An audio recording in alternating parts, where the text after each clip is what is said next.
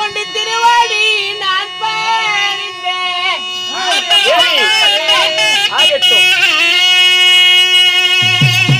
தங்கள் பாதமே போற்றி செய்த என் மன்ன சுவாமி.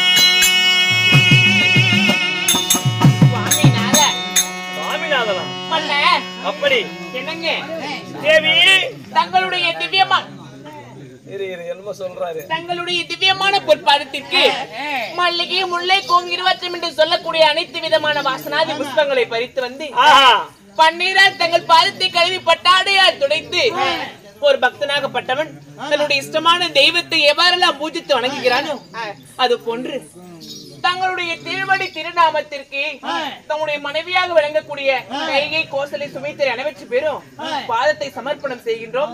எங்களை ஆசீர்வதிப்பீராக.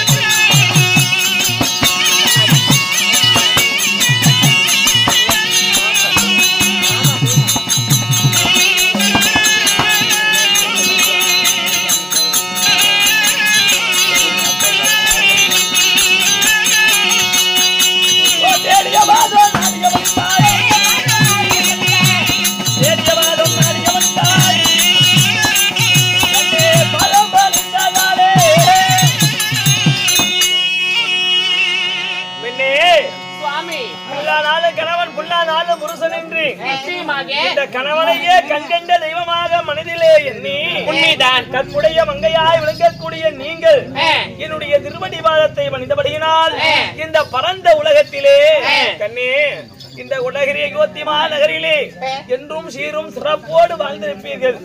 அப்படியா? அப்படி இருந்தாலும் தங்களுடைய சித்தமே பாக்கியமாகட்டும். அரண்மனை இந்த தேவிமார்கள் அனைவற்ற பேரையும் 1000 தாதிமார்களை விட்டு அதி சீக்கிரமாக வரவழைத்தீர்கள் அல்லவா? என்ன காரணம், ஏது விஷயம், அழைத்த நோக்கம் என்ன? என்ன சாமி காரணம்? தேவி ஏண்டி சினிக்கிட்டே இருக்கிற? கண்ணே மன்னா ஒன்றுமே இல்லாமல் இன்று உங்களை நான் அதி சீக்கிரமாக அழைத்த காரணம் என்ன? இதற்காக என்று கேட்கிறாயா? உண்மைதான் பெண்ணே. மன்னா தேவி உங்களை மூவர்களையும் நான் திருமணம் செய்து இத்தனை ஆண்டு காலம் ஆகியும் பெண்ணே சுவாமி நமக்கென்று நாட்டை ஆள்வதற்காக ஒரு ஆண் வாரிசு இல்லை. நிச்சயமாக ஒரு ஆணோ பெண்ணோ எதுவுமே இல்லை. ஒருவருக்கு மூவரை திருமணம் செய்தோம். சரி, இந்த பூலோகத்திலே கொட்டகிரி யோத்திமா நகரிலே வாழ்ந்து வரக்கூடிய சக்கரவர்த்தி என்று பெயர் பெற்று மா மன்னனாய் வாழக்கூடிய இந்த தசரதன் வாழ்ந்து எதற்கு புண்ணியம்? பூலோகத்தில் பிறந்தால் உள்ள இல்லாதவளுக்கு பூலோகத்தில் இடமே கிடையாது. அப்பேற்பட்ட பெரும் பாவியாகி விட்டேன் நான். பெண்ணே மன்னா நான் மட்டும் என்ன தவறு செய்தேன்? ஏன் எனக்காக வேண்டி ஏன் குழந்தை இல்லை? என்ன காரணம்? யாருக்கு நான் இடர் செய்தேன்? ஐயோ, அதனால் பெண்ணே இப்பவே நான் சத்தியலோகம் புறப்படுகிறேன். ஒன்னானப்பட்ட அந்த உலகத்தை எல்லாம் படைக்கக்கூடியவன் பிரம்மன். ஒரு கருவே 3 பெண்களை நான் திருமணம் செய்து 3 பெண்களுக்குமே ஒருவளுக்கு கூடவா ஒரு கருதரிக்க கூடாது? இதற்கெல்லாம் காரணம் என்ன என்று நான் இப்பவே சத்தியலோகம் புறப்படுகிறேன். சத்தியலோகத்தை ஆண்டு வரக்கூடிய சதுர்முகம் படைத்த பிரம்மதேவன் பிரம்மனிடத்திலே கோரி கடோரமான தவங்களை செய்து நான் பிரம்மனிடத்திலே உங்களுக்காக புத்திர பாக்கியத்தை பெற்று வருகிறேன். நாட்டை ஆள்வதற்காக வேண்டி ஒரு ஆண் மகனை பெற்று வருகிறேன். தேவி அப்படியே என்றார். நாட்டில் உள்ள மக்கள் எல்லாம் நம்மளை பார்த்து இழிவாக பேசுகிறார். நாட்டை ஆளக்கூடிய மன்னனுக்கு ஒரு மகன் இல்லையே, மன்னனுக்கு பிறகு நாட்டை ஆள்வதற்கு ஒரு ஆண் வாரிசு இல்லையே என்று எல்லை நகையாடுகிறார். இதை என் செவியால் கேட்க முடியல. அதனால பாரு உலகில் உள்ளவர்கள் யார் வேண்டுமே எப்படியோ பேசி போறார்கள். சரி, ஆனா நான் இப்பவே சென்று சத்தியலோகம் போய் வருகிறேன் தேவி. அப்படியா? ஆமா. அப்படி தாங்கள் போவதாக இருந்தால் தங்களிடத்தில் ஒரே ஒரு வாய் வார்த்தை. தேவி மன்னா கட்டிய கணவனிடத்திலே ஒரு வார்த்தை கேட்கிறேன்னு சொல்றேன். மாலையிட்ட நாள் முதலா மன்னவர் வார்த்தைக்கு மறு வார்த்தையும் சொன்னதில்லை அந்த தேவிமார்கள். இன்றைய தினத்தில் தங்களிடத்தில் ஒரே ஒரு வாய் வார்த்தை. கட்டிய கணவனிடத்திலே ஒரு வார்த்தை கேட்கிறேன் என்று வைக்கிறாய். உண்மைதான். பெண்ணே என்ன கேட்க போகிறாய்? மன்னங்க நாடு கூட வா சாமியே.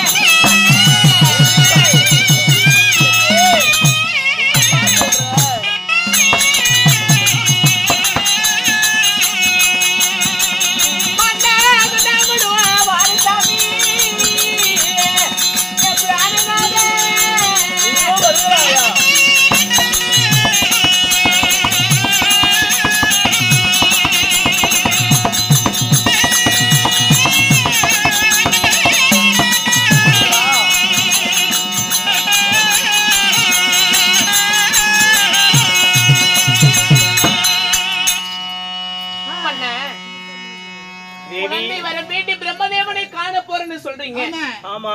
அப்படி தாங்கள் போவதாக இருந்தால் மனைவிமார்கள் மூவருமே தங்களுடன் நாங்களும் தங்களுடன் கூட வருகிறோம் சுவாமி. தேவி, நான் செல்வது எங்கே? சத்தியலோகம். சத்தியலோகத்தை வாழ்ந்து வரக்கூடிய சதுமுகம் படைத்த பிரம்மதேவனிடத்திலே நான் குழந்தை வரம் பெற போறேன்னு சொல்றேன். என் கூடவே வருகிறேன் என்று சொல்கிறாயே, அப்படி நீ பெண்களை அழைத்து போனா தெய்வலோகத்திலே எல்லாம் என்ன பேசுவா? பூலோகத்திலே வாழக்கூடிய ஒரு நர மானிடன் இப்பேற்பட்ட தசரதன் சூரிய குலத்திலே பிறந்து நான் என்ற அகந்தையிலே கர்வத்தோடு பெண்களை எல்லாம் அழைத்துக் கொண்டு இங்கு வந்திருக்கானே சத்தியலோகம் என்று என்னை பார்த்து எள்ளி நகையாடுவா. உங்களுக்காக வேண்டிய வரத்தை நான் பெற்று வருகிறேன். அவங்க எதுக்கு பேசுறாங்க? என்னத்துக்குங்க பேசுவாங்க? நாங்களும் அதாவது மண்டியிட்டு அதாவது நாங்களும் குழந்தை வரம் வேண்டி இடத்தில் அதாவது கடுமையாக மன்றாடின குழந்தை வரம் மனம் இருக்கும். அதனால நாங்களும் பிரம்மதேவனிடத்தில் மண்டியிட்டு மன்றாடினால் எங்களுக்கும் அதாவது குழந்தை வரும் தருவாரு தானே. அடியே, இப்படிதான் யாரு ஆகாயத்திலே ஓட்டக்கூடிய ஆகாய கந்தருவன் 27 மனைவிமார்களை திருமணம் செய்து ஆகாயத்தின் மார்க்கமாக போனான். அவனுக்கு நடந்த கொடுமை என்ன? 27 பெண்களை கூட்டிக் கொண்டு நான் என்ற அகந்தையிலே போய் கொண்டிருக்கான் ஆகாய கந்தருவன். அப்படி என்று அவன் பட்ட பாட்டுக்கு நாம எங்க? அதனால அதெல்லாம் வேண்டாம். நான் செல்வது தெய்வலோகம், சத்தியலோகத்தை தேடி போகிறேன். நான் மட்டும் சென்று நான் உங்களுக்காக வேண்டி நான் அதாவது புத்திர பாக்கியத்தை பெற்று வருகிறேன். கணவர் வருவார் வருவார் என்று வழி மீது விழுவைத்து அந்த புறத்துல காத்துருங்க. போய் வருகிறேன். கைகால் பக்கம்